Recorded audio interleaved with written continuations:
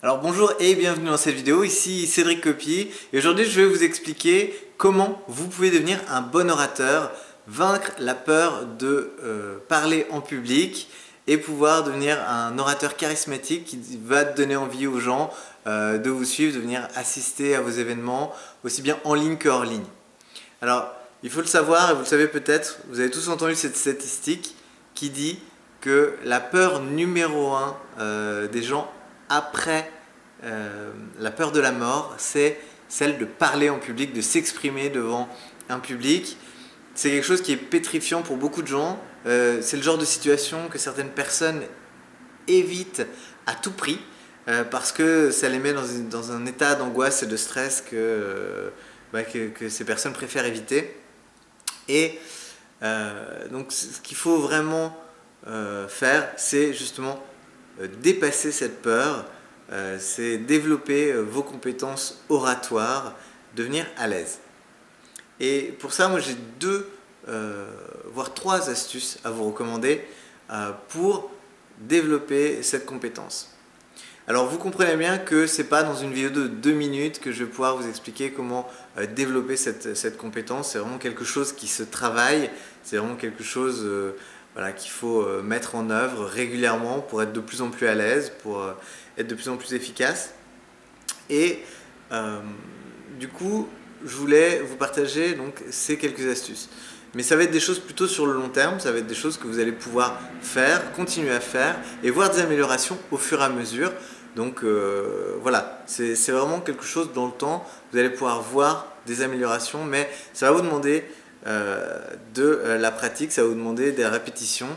Et je vous avoue que pour toute compétence qui vaut un peu la peine d'être développée, eh bien c'est la même chose. Donc la première astuce que je vais vous donner, c'est aller d'abord dans un premier temps voir des spectacles d'improvisation théâtrale. Allez voir de l'impro, on en voit un petit peu partout en France, ça se développe beaucoup et c'est une excellente discipline. Vous allez voir donc, des comédiens qui rentrent sur scène en faisant des choses complètement spontanées, complètement improvisées. Et quand on se dit que on serait pétrifié d'être devant des gens et de ne pas savoir quoi dire, et bien là, les gens qui font de l'improvisation théâtrale, ils font ça volontairement. Voilà, ils se lancent dans le vide comme ça dans des spectacles qui peuvent durer plus d'une heure, parfois deux, et sans avoir préparé quoi que ce soit autre que bien sûr ce qu'ils ont fait aux entraînements pour développer leur capacité à penser rapidement, pour développer leur aisance en public, pour développer leur capacité à prendre un peu des risques, mais aussi à développer de la confiance en eux et dans le groupe avec qui ils font leur spectacle. Donc il y a vraiment quelque chose, c'est vraiment, si vous n'en avez jamais vu, je vous invite à aller voir parce qu'en plus vous allez passer vraiment une bonne soirée. Donc dans un premier temps, allez voir des spectacles d'improvisation théâtrale et ensuite, quand vous êtes au spectacle, renseignez-vous sur les possibilités qu'il y a aussi. Les gens qui seront sur place, qui font le spectacle, auront sûrement des astuces à vous donner pour que vous puissiez vous aussi rejoindre un groupe d'improvisation théâtrale. Même si vous n'avez aucune envie de monter sur scène, en tout cas vous allez voir que pendant les entraînements, puisque l'improvisation théâtrale s'entraîne, eh bien vous allez voir deux choses.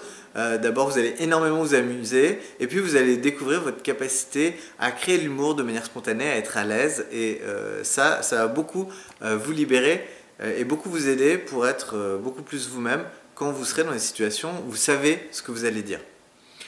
Un autre type de club que vous pouvez rejoindre aussi pour développer vos compétences oratoires, c'est de rejoindre Toastmaster. Donc ça aussi c'est quelque chose qui se développe énormément. C'est une association à échelle mondiale dans laquelle vous allez apprendre à dépasser votre peur de parler en public. Il y a aussi l'occasion aussi bien de faire des speeches préparés devant une audience que des speeches improvisés sur des sujets qu'on vous donne juste avant et on vous demande de parler de 2 minutes de tel ou tel sujet. Donc c'est vraiment une excellente occasion régulière aussi de continuer à parler en public et de développer vos compétences oratoires. La troisième chose à laquelle je pense, c'est que si vous avez vraiment une peur panique, si vous êtes vraiment bloqué par le fait de parler en public, il va falloir peut-être aller chercher de l'aide peut-être une aide thérapeutique ou travailler avec un coach pour développer votre prise de parole en public, pour simplement dépasser la peur de parler en public. Et là, eh bien, vous avez différentes méthodes. Moi, je pense par exemple à la méthode NERTI, qui est une méthode développée par Luc Gégère, qui va permettre de dépasser tout ce qui est peur, phobie, réaction panique par rapport à certaines situations. Et puis, vous avez aussi l'hypnose qui peut faire des merveilles. Vous avez des techniques comme l'EFT. Donc voilà, tout plein de choses qu'il faut, je pense, aussi explorer en conjonction avec une connexion vraiment réelle, donc dans le monde réel, à des occasions de prendre la parole en public, de vous mettre en scène et voilà, de conquérir cette peur pour pouvoir inspirer plus de gens et pouvoir convaincre et vendre aussi plus efficacement vos services. Voilà pour ces quelques conseils. Donc je récapitule. 1. Allez voir des spectacles d'improvisation théâtrale, éventuellement rejoignez une association qui fait de l'impro. Il y a beaucoup de clubs, beaucoup de groupes comme ça qui sont formés, de troupes.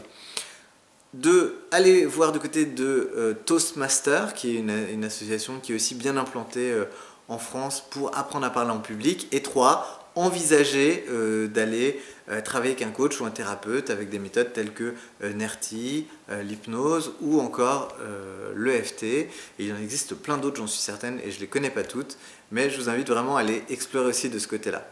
Voilà, je vous remercie de votre attention et je vous dis à très bientôt pour une prochaine vidéo.